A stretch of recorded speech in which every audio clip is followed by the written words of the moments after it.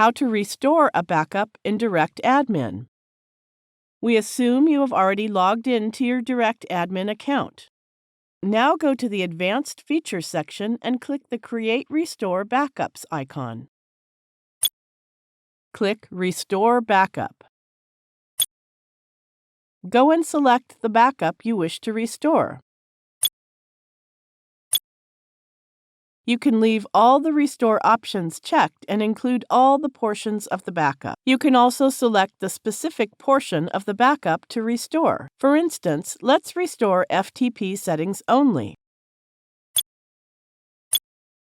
When ready, click Restore. It may take some time to restore the backup depending on the size of the backup file. It sends a message on the completion of restoration work. Let's view the message. Go to the main page and scroll down to the Support and Help section. Open Support Center and look for the message. Click to open the message. The selected backup has been restored successfully. Thank you for watching.